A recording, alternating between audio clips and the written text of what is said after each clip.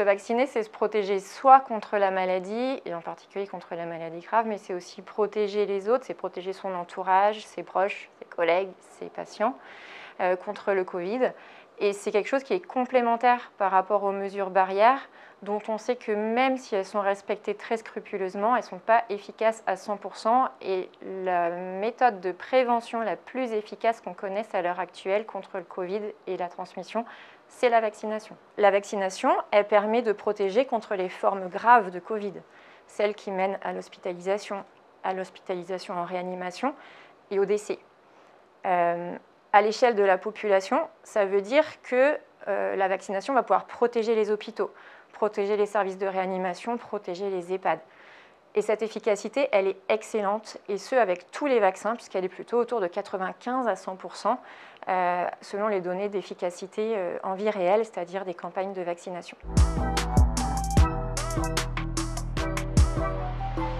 D'une part, les vaccins ARN, ils ont utilisé une séquence d'ARN qui a été très légèrement améliorée, de manière à ce que la protéine S, quand elle est produite par nos cellules, elle soit dans une conformation, c'est-à-dire dans une forme qui est vraiment très stable et qui permet de déclencher une réponse immunitaire très forte.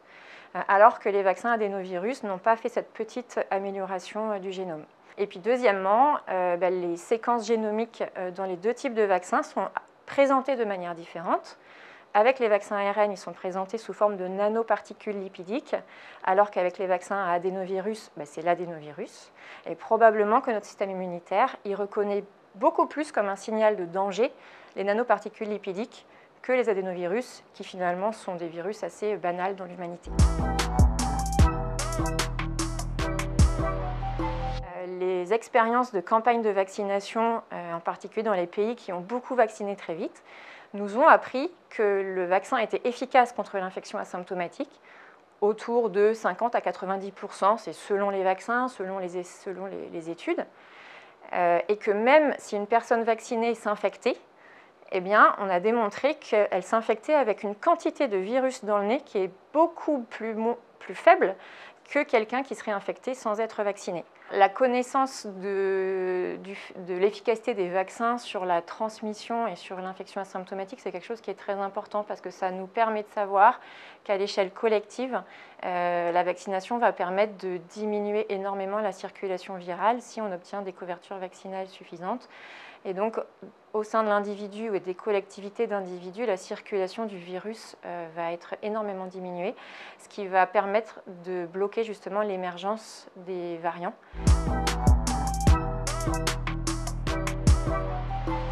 Et ce chiffre, il ne fait que grimper puisque il dépend directement de ce qu'on appelle le R0, on en a beaucoup entendu parler, c'est le taux de reproduction de base du virus, c'est-à-dire le nombre de personnes non immunes qu'une personne infectée va infecter.